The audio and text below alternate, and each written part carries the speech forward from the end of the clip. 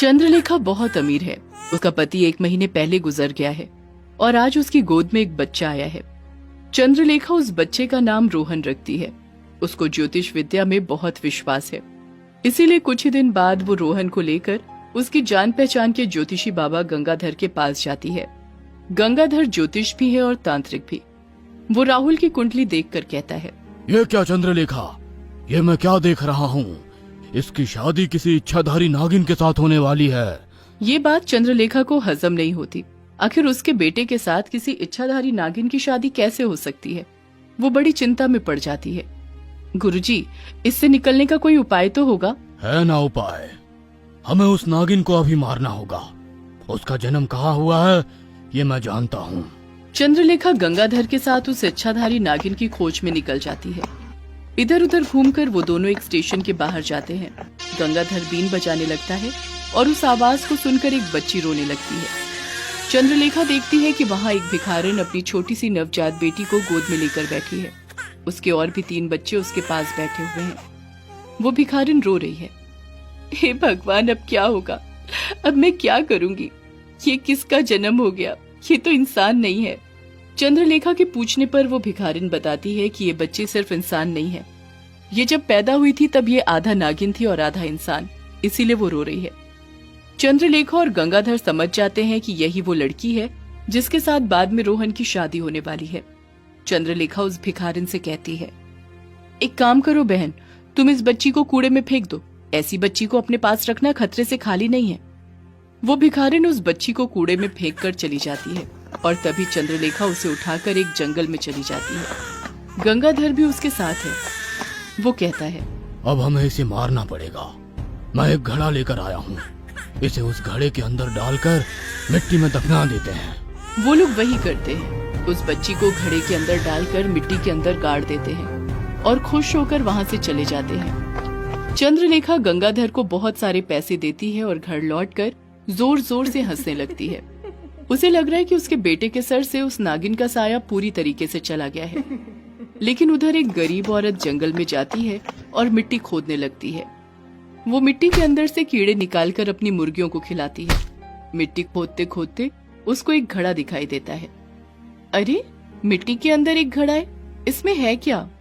वो घड़ा उठाती है और उसमें से उस बच्ची को बाहर निकालती है। बच्ची को देखकर वो भावनाओं में बह जाती है। उसकी आंखों में आंसू आ जाते हैं। आखिर इस फूल सी बच्ची को किसने यहाँ दफना दिया? चल बेटी, तू मेरे घर चल, मेरा कोई नहीं है। आज से तू मेरी बेटी है और मैं ही तेरी माँ हूँ। वो औरत उस बच्ची को अपने घर लेकर चली जाती है और उसका नाम रखती है वर्षा। वर्षा बड़ी होने लगती है और उधर चंद्रलेखा का बेटा रोहन भी बड़ा होता है। रोहन को स्कूल में भर्ती कराया जाता है। वो हर रोज गाड़ी में स्कूल जाता है और रास्ते में एक लड़की को देखता है। असल में वो लड़की और कोई नहीं, वर्षा है। वर्षा पैदल स्कूल जाती है। एक दिन गाड़ी से उतरकर रोहन वर्षा से बात कर लेता है और उस दिन से दोनों दोस्त बन जाते हैं। दोनों के बीच में प्यार हो जाता है। दोनों जवान हो जाते हैं और एक दिन एक दूसरे से शादी कर लेते हैं। रोहन वर्षा को घर ले जाता है। चंद्रलेखा ये देखकर हैरान हो जाती है, मगर वो वर्षा को पहचान नहीं पाती। वो कहती है, मैं सोच भी नहीं सकती हूँ कि तूने ऐसा कर लिया, वो भी बिना मुझे बताए। पर ठीक है, कर ही लिया है तो अभी क्या कर सकते हैं। ए लड़की, तुम्हारे माँ बाप का नाम क्या है? मेरे पापा नहीं है, मेरी माँ का नाम सुमित्रा है, मगर वो मेरी असली माँ नहीं है। सुना है उन्होंने मुझे मिट्टी के अंदर से निकाला था। किसी ने एक घड़े के अंदर डालकर मुझे मिट्टी में दफना दिया था। ये सुनकर चंद्रलेखा घबरा जाती है और उसके बाद उसे जब पता चलता है कि इस लड़की का घर उस जंगल के पास में ही है, तब उसे यकीन हो जाता है कि ये वही इच्छाधारी नागिन है। रात को चंद्रलेखा खिड़की से रोहन के कमरे में झांकती है और उसे जो दिखता है उससे उसकी रूह कांप उठती है। वो देखती है कि बिस्तर पर रोहन के पास एक बड़ी सी नागिन सोई हुई है। वो तभी तय कर लेती है कि इसे इस घर से निकालना है। अगले दिन चंद्रलेखा वर्षा को चले जाने के लिए कहती है। सुनो वर्षा, मेरे बेटे की जिंदगी से हमेशा के लिए चली जाओ। मैंने उसकी शादी कहीं और तय कर दी है। ये सुनकर वर्षा चली जाती है। वो ट्रेन पर चढ़कर कहीं जा रही होती है और तभी ट्रेन पटरी से बाहर चली जाती है और ट्रेन में आग लग जाती है। सभी ट्रेन से निकल जाते हैं, लेकिन वर्षा उस ट्रेन के अंदर ही फंस जाती है। बचाओ बचाओ, वर्षा चिल्लाती रहती है और तभी एक पुलिस वाला वहां आ जाता है और वर्षा को बाहर निकालता है। वर्षा बेहोश हो जाती है। वर्षा के बैग से एक कागज का टुकड़ा मिल जाता है जिसमें रोहन का फोन नंबर लिखा हुआ है। वो पुलिस वाला रोहन को कॉल करता है और रोहन तुरंत वहां पहुंच जाता है। रोहन वर्षा को अस्पताल लेकर जाता है और वर्षा को होश आ जाता है। उसके बाद वर्षा रोहन को सब कुछ सच सच बता देती है। रोहन अपनी माँ पर गुस्सा हो जाता है। उसके बाद वर्षा को लेकर रोहन घर चला जाता है और चंद्रलेखा को उल्टा सीधा सुनाता है। माँ, आपने ऐसा क्यों किया? हाँ, झूठ क्यों बोला? आप हम दोनों के बीच में आने की कोशिश मत कीजिए।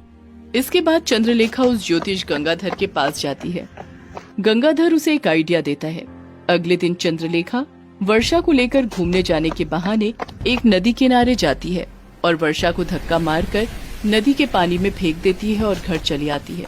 लेकिन वर्षा एक नागिन है, उसे तैरना आता है। वो तैर कर घर पहुंच जाती है और रोहन को सब कुछ बता देती है।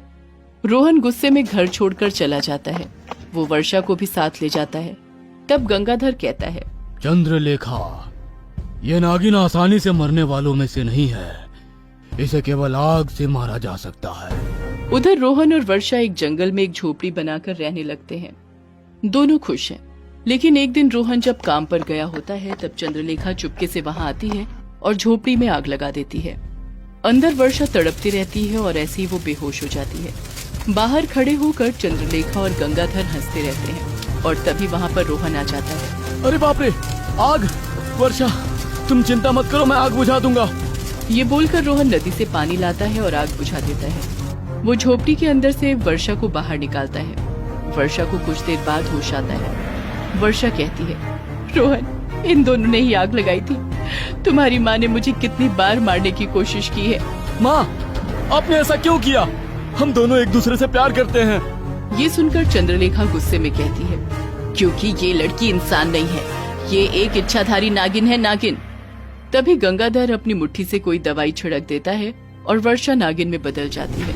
देखो, इस इच्छाधारी नागिन का असली रूप देख लो। और इसके बाद सबको चौंका कर रोहन कहता है, तो क्या हो गया? मैं भी तो एक इच्छाधारी नाग हूँ। ये बोलकर रोहन एक नाग में बदल जाता है। तभी चंद्रलेखा गुस्से में कहती है, अच्छा, तो तू भी वही है। पिछले जन्म से तुम दोनों ने मेरा पीछा नहीं छोड़ा। असल में पिछले जन्म में रोहन और वर्षा नाग नागिन ही थे। गंगाधर एक सपेरा था और चंद्रलेखा थी उसकी बीवी। गंगाधर ने रोहन और वर्षा को कैद कर लिया था, मगर उन दोनों को खाने नहीं देता था। चंद्रलेखा उन दोनों पर बहुत अत्याचार करती थी। इस तरह चंद्रलेखा ने दोनों को मार डाला था। मरते वक्त रोहन ने वर्षा से अगले जन्म में मिलने का वादा किया था और इस जन्म में भी चंद्रलेखा और गंगाधर उन दोनों को एक दूसरे से अलग करने की कोशिश कर रहे हैं। वर्षा गुस्से में कहती है, हम लोग आज तुम दोनों से बदला लेंगे, पिछले जन्म का बदला। हाँ, तुम दोनों इंसान के रूप में शैतान हो। ये बोलकर रोहन गंगाधर को डस लेता है और वर्षा चंद्रलेखा को। दोनों के शरीर में विष फैल जाता है और दोनों तड़पने लगते हैं। आह, बचाओ, बचाओ! मैं मर रहा हूँ, बचाओ, बचाओ! ऐसे ही तड़पते हुए दोनों मर जाते हैं। उन दोनों को अपनी दोनों जिंदगियों के पापों की सजा मिल जाती है। आखिरकार रोहन और वर्षा एक हो जाते हैं। बदला लेने के बाद दोनों एक साथ उस जंगल में ही रहने लगते हैं। इसीलिए कहते हैं कि पाप अपने बाप को भी नहीं छोड़ता। इस जन्म में पाप किया तो अगले जन्म में उस पाप का फल भुगतना ही होगा। बचाओ, बचाओ, हमें बचाओ, बचाओ! इतने सारे नागिन हमें मार डालेंगे, बचाओ! बिमला और राजेश जंगल के बीचों बीच दौड़ रहे हैं। 10 नागिन उनका पीछा कर रही हैं। वो दोनों बहुत ही डरे हुए हैं। उनके सामने अभी बचने का कोई रास्ता नहीं है। फिर भी वो लोग जान बचाने के लिए दौड़े जा रहे हैं और अचानक उनके सामने एक इच्छाधारी नागिन चली आती है और अपनी जहरीली जीभ निकाल कर कहती है, अब क्या होगा? तुम लोगों को कौन बचाएगा? इतनी सारी नागिन इन दोनों के पीछे क्यों पड़ी है? आखिर इन दोनों ने किया क्या है? इसे जानने के लिए हमें कुछ साल पीछे जाना होगा। बिमला अपने बेटे राजेश के साथ रहती है। वो गर्भवती है। 1 महीने पहले ही उसके पति का एक बीमारी के कारण निधन हुआ। कुछ महीनों बाद बिमला को एक बेटी होती है। बिमला उसका नाम पायल रखती है। एक दिन राजेश अपनी बहन को गोद में लेकर खेलने लगता है। राजेश की उम्र भी 15 साल है। वो पढ़ाई के साथ साथ घर भी संभालता है। राजेश पायल को गोद में लेकर खेल रहा है। बिमला रसोई में जाती है और चिल्ला उठती है, सांप सांप बचाओ बचाओ। बिमला की चीख सुनकर राजेश पायल को गोद में लिए हुए दौड़कर रसोई में जाता है। वो देखता है कि एक बड़ा सा सांप फन उठाकर बैठा है। राजेश भी डर जाता है, मगर तभी वो सांप अचानक से सर नीचे कर लेता है और वहां से चला जाता है। बिमला की जान में जान आती है। इसके बाद कुछ साल गुजर जाते हैं। पायल बड़ी होने लगती है। वो 10 साल की हो जाती है। पायल एक रात को रोज की तरह नींद में खोई हुई है। बिमला उसके पास सोई हुई है। अचानक नींद में पायल को एक आवाज सुनाई देती है। वो आवाज सुनकर लगता है कि वो कोई इंसान की नहीं है। पायल, पायल, तुम कभी अपने मकसद को भूल मत जाना। पायल, तुम हमारे लिए वहां पर हो। पायल। ये आवाज सिर्फ पायल को ही सुनाई देती है। पायल की नींद नहीं टूटती, मगर वो उठकर खड़ी हो जाती है। उसके बाद वो नींद में चलने लगती है। ऐसे चलते चलते वो घर से निकलकर जंगल में पहुंच जाती है। जंगल में एक जगह पहुंचकर वो खड़ी हो जाती है। 2-3 सांप उसके पैर के ऊपर से चले जाते हैं, मगर उसे कुछ महसूस नहीं होता, क्योंकि वो अभी नींद में है। उधर बिमला की नींद टूट जाती है और वो देखती है कि पायल कमरे में नहीं है। अरे ये क्या, पायल कहाँ गई? पायल, पायल। तभी बिमला को भी वो आवाज सुनाई देती है। बिमला, तूने जो किया उसकी सजा तुझे भुगतनी ही होगी। वो समय आने ही वाला है। ये सुनकर बिमला का गला सूख जाता है। उसकी आंखें बड़ी बड़ी हो जाती हैं और डर के मारे उसका पसीना छूट जाता है। तभी पायल आ जाती है और कहती है कि वो बाथरूम गई थी। वो लोग सो जाते हैं। खिड़की से एक सांप उन दोनों की तरफ देखता ही रहता है। अगले दिन सुबह बिमला पिछली रात की बात राजेश को बताती है। राजेश अभी 25 साल का जवान है।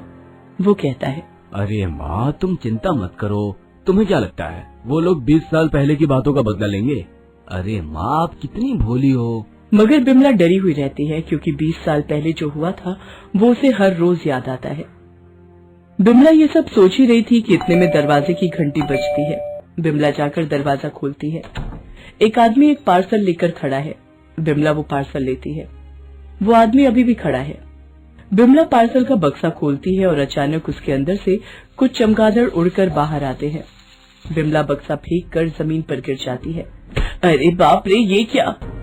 तभी वो आदमी जोर जोर से हंसने लगता है। बिमला कुछ कहने जाती ही है कि तभी वो देखती है कि वो आदमी वहां से गायब है। कोई इतनी जल्दी कैसे गायब हो सकता है? बिमला उठकर बाहर की तरफ देखती है और उसके होश उड़ जाते हैं। वो देखती है कि एक सांप उसके घर से जंगल की तरफ जा रहा है। बिमला की रूह कांप उठती है। तभी वो सांप रुककर एक बार पीछे मुड़कर बिमला की तरफ देखता है और तभी बिमला को एक आवाज सुनाई देती है। बिमला, तैयार हो जा, नाग पंचमी आने वाली है। अब तुझे कोई नहीं बचा सकता। बिमला और सह नहीं पाती है और वो बेहोश हो जाती है। जब उसकी आंखें खुलती हैं तो वो देखती है कि वो बिस्तर पर सोई हुई है। राजेश और पायल उसके सामने बैठे हैं। क्या हुआ माँ, आप बेहोश क्यों हो गई थी? तब बिमला घबराकर सब कुछ बताती है। ये सुनकर राजेश कहता है, अरे माँ, ये आपके मन का भ्रम है। आप अभी भी 20 साल पहले की बातों को लेकर परेशान हो रही हैं। 20 साल पहले? क्या हुआ था भैया 20 साल पहले? राजेश 20 साल पहले की एक घटना के बारे में बताना शुरू करता है। तब मैं 5 साल का था। मुझे सांपों से बहुत डर लगता था। वो डर धीरे धीरे नफरत में बदल गया। राजेश तब छोटा था, मगर बहुत ही ज्यादा असभ्य था। उसे दूसरे जानवरों को चोट पहुंचाने में बहुत मजा आता था। वो हमेशा कुत्तों को डंडे से मारता था और जब वो कुत्ता दर्द से कराता था तब उसे बहुत मजा आता था। बिमला ने कभी उसे रोका नहीं, बल्कि इस बात को बढ़ावा दिया। बिमला का पति काम से बाहर रहता था, इसलिए उसको ये सब पता नहीं था। ऐसे ही राजेश की क्रूरता दिन ब दिन बढ़ती चली गई। बिमला भी उसका पूरा साथ देती चली गई। राजेश जहाँ भी सांप देखता था, डंडा लेकर उसका पीछा करता था। ऐसे ही नाग पंचमी के दिन एक सांप का पीछा करते हुए राजेश एक जंगल के बीच में चला गया। बिमला भी उसके पीछे पीछे चली गई और वहां जाकर दोनों ने देखा कि एक जगह पर बहुत सारे नागिन बैठे हुए हैं। तभी राजेश बिमला से कहता है, माँ देखो, कितने सारे नागिन हैं। मैं इन सबको आग से जलाकर मार डालना चाहता हूँ। हाँ हाँ, बहुत मजा आएगा।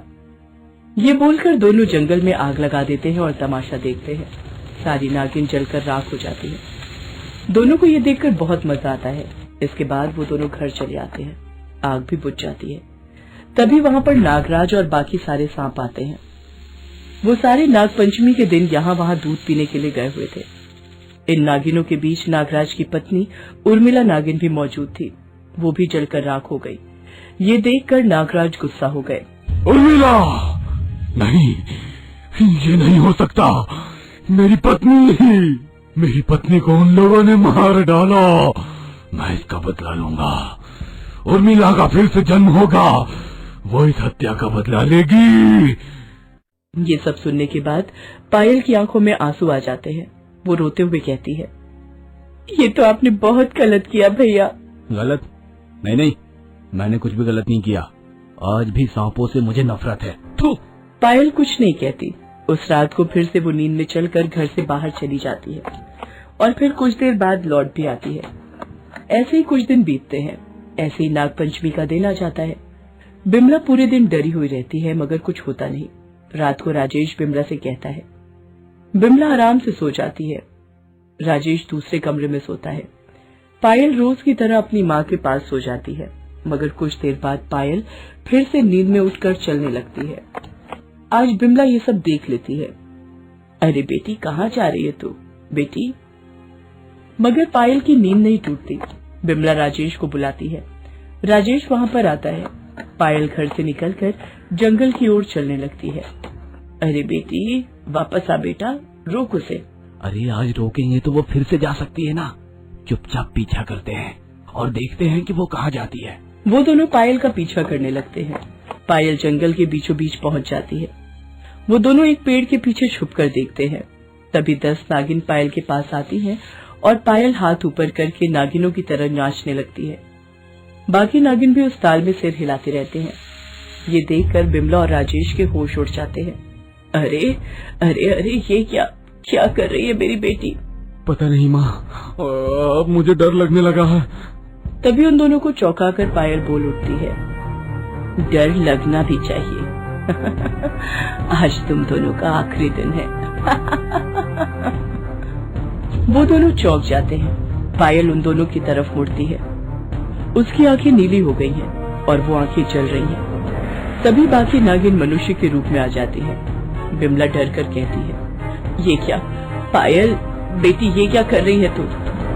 मैं पायल नहीं हूँ। तो फिर कौन है तू?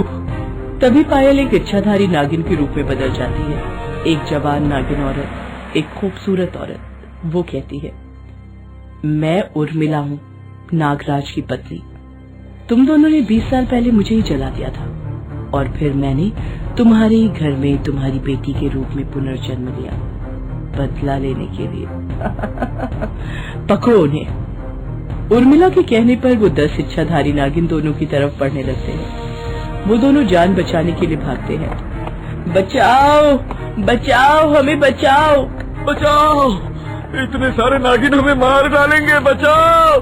वो दोनों बहुत डरे हुए हैं। उनके सामने अभी बचने का कोई रास्ता नहीं है। फिर भी वो लोग जान बचाने के लिए दौड़े जा रहे हैं और अचानक उनके सामने एक इच्छाधारी नागिन चली आती है और अपनी जहरीली जीभ निकाल कर कहती है, अब क्या होगा? तुम लोगों को कौन बचाएगा? तभी वहाँ पर नागराज प्रकट होते हैं।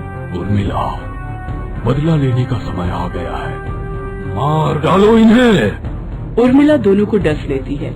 दोनों के शरीर के अंदर जहर चला जाता है और दोनों का शरीर अंदर से जलने लगता है। दोनों दर्द से चीख उठते हैं और फिर कुछ देर बाद दोनों एकदम शांत हो जाते हैं। अब पता चला जिंदा चलना कैसा होता है। उर्मिला का बदला पूरा होता है। नागराज बदला लेकर संतुष्ट होते हैं और इसके बाद नागराज उर्मिला के साथ खुशी खुशी जीवन बिताने लगते। दोस्तों, आप हमारे चैनल को जरूर सब्सक्राइब करें